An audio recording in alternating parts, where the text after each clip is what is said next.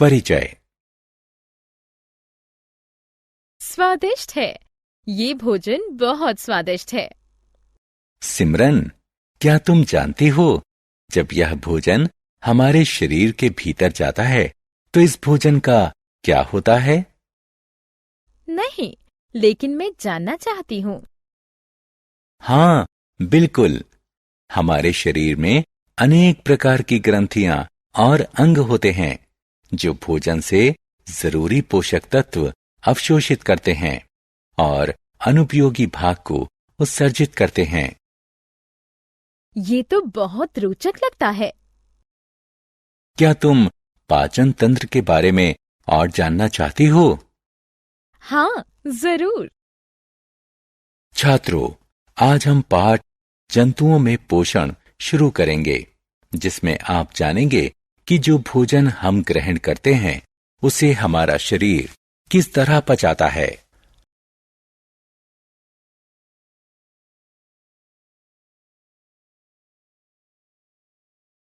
उद्देश्य।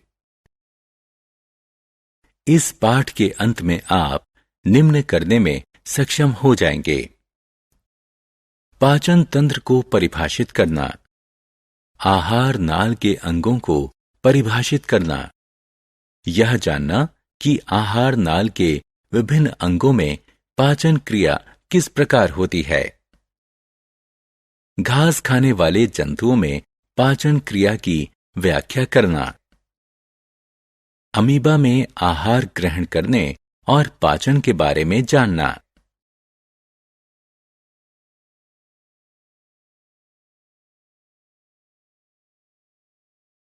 पाचन क्रिया क्या है?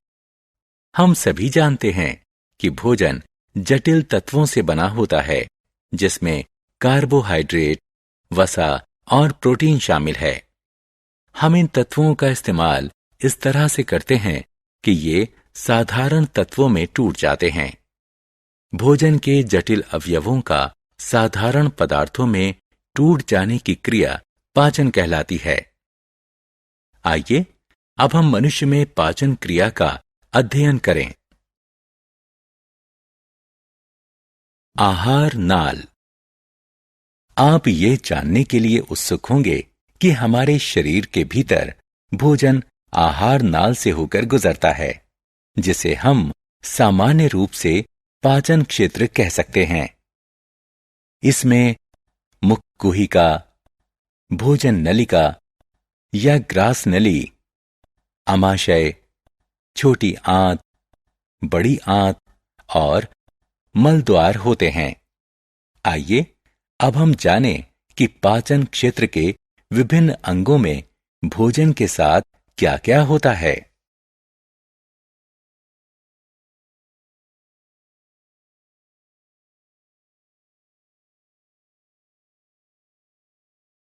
मुख गुहिका।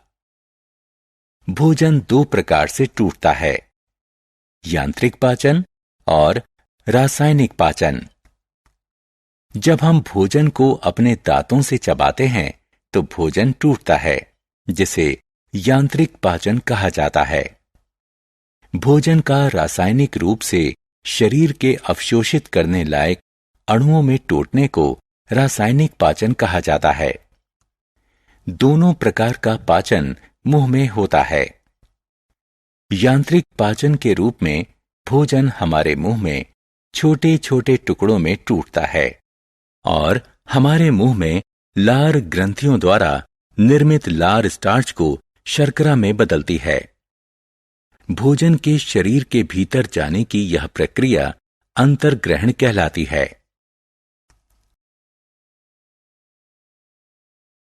ग्रास नली।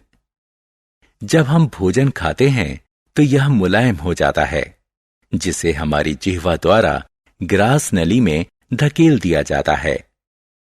ग्रास नली लंबी ट्यूब जैसी होती है जो गर्दन से सीने तक होती है। इन्हीं भित्तियों के हिलने से भोजन आमाशय में पहुंच जाता है।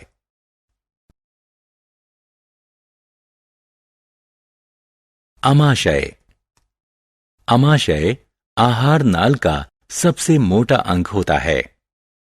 यह चपटे यू के आकार का भित्ति युक्त बैग होता है। अमाशय के भीतर भोजन में हाइड्रोक्लोरिक अम्ल सहित पाचक रस मिले होते हैं और इसे मथा जाता है। ये रसायन प्रोटीनों को साधारण तत्वों में बदल देते हैं। श्लेष्मा की परत हमारे अमाशय की अम्लों से रक्षा करती है।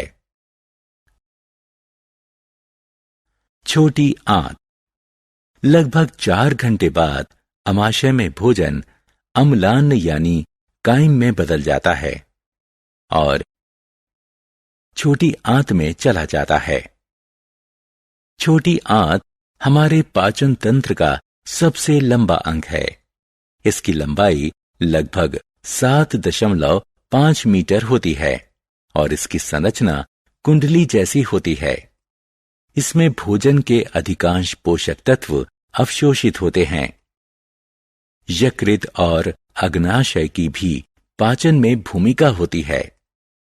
यकृत के पित्ताशय में पित्त रस होता है जो वसा के पाचन में सहायता करता है, जबकि अग्नाशयी रस प्रोटीनों एवं कार्बोहाइड्रेट को तोड़ता है। उसके बाद आंशिक रूप से पचा हुआ भोजन छोटी आंत में पहुंचता है और आंत्र रस कार्बोहाइड्रेट को साधारण शर्करा जैसे ग्लूकोज, वसा को वसीय अम्लों और ग्लिसरॉल और प्रोटीन को अमीनो अम्ल में बदलता है और भोजन की पाचन क्रिया पूर्ण करता है। अब पचा हुआ भोजन रुधिर प्रवाह में पहुंचता है। हम इस प्रक्रिया को अवशोषण के नाम से जानते हैं।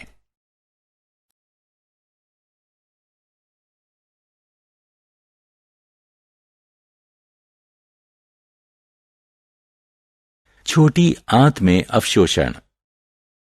छोटी आंत की भीतरी परत पर छोटी उंगलियों जैसी आकृतियां रसांकुर कहलाती हैं।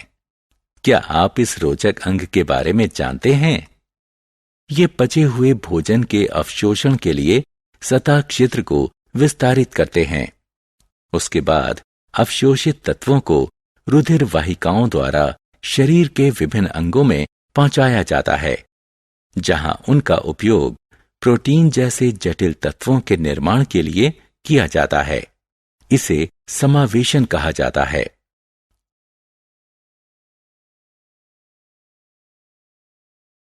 बड़ी आंत। जब काइम बड़ी आंत में पहुंचती है तो यह बिना पचे हुए भोजन से अधिकांश जल व कुछ लवण अवशोषित कर लेती है। यह चरण महत्वपूर्ण है क्योंकि इसके कारण हम निर्जलीकरण, डिहाइड्रेशन से बचे रहते हैं।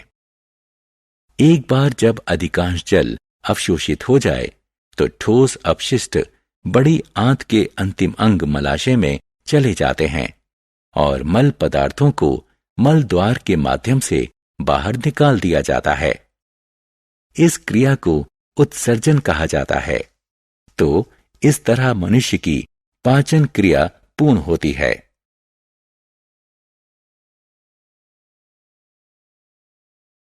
जुगाली। क्या आपने कभी गाय को चबाते हुए देखा है? विशेष रूप से तब जब वह कुछ खा नहीं रही होती है। गाय जल्दी जल्दी घास को निगल जाती है और इसे प्रथम आमाशय में इकट्ठा कर लेती है। यहां आंशिक रूप से पचा हुआ भोजन पागुर कहलाता है, लेकिन बाद में कड यानी पागुर छोटे छोटे गोलों के रूप में मुंह में वापस आता है, जिसे पशु चबाते हैं। इसलिए यह प्रक्रिया जुगाली कहलाती है। और इस प्रकार के पशु रोमंथी पशु यानी जुगाली करने वाले पशु कहलाते हैं।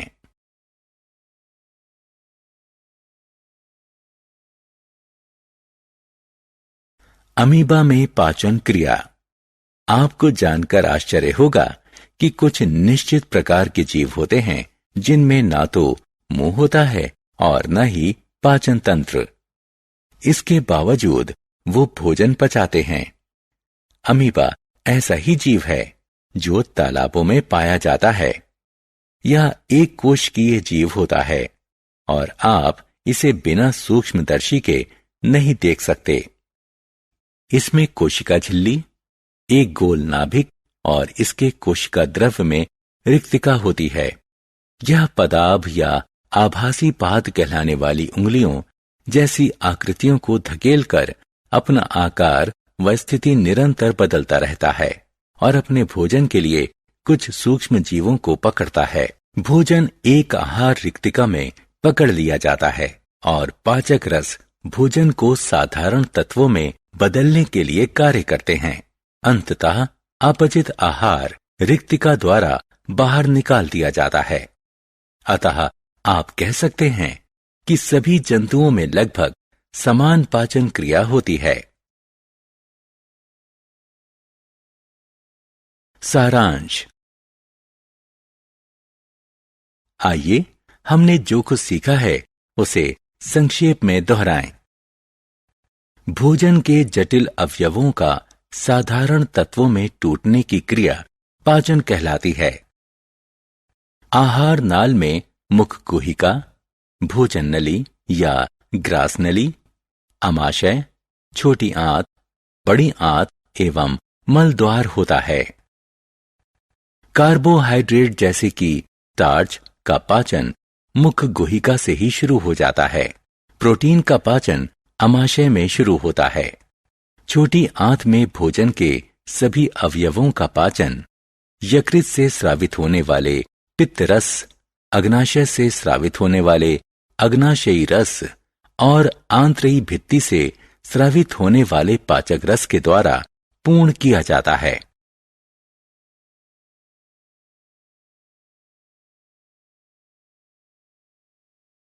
अवशोषित तत्वों को शरीर के विभिन्न अंगों तक पहुंचाया जाता है।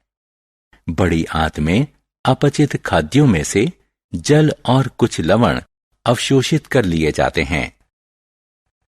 अपचित खाद्यों को मल द्वार के माध्यम से शरीर से बाहर उत्सर्जित कर दिया जाता है। घास चरने वाले पशुओं जैसे गाय, भैंस और हिरण को रोमंथी कहा जाता है। वे शीघ्रता से घास निकल जाते हैं और अपने प्रथम आमाशय में एकत्र कर लेते हैं। बाद में यह घास छोटे छोटे पिंड के रूप में मुंह में वापस आती है, जिसे ये चबाते हैं। अमीबा अपना आहार अपने आभसी पादों या पादाभों के माध्यम से ग्रहण करते हैं और इसका पाचन आहार रिक्तिका में होता है।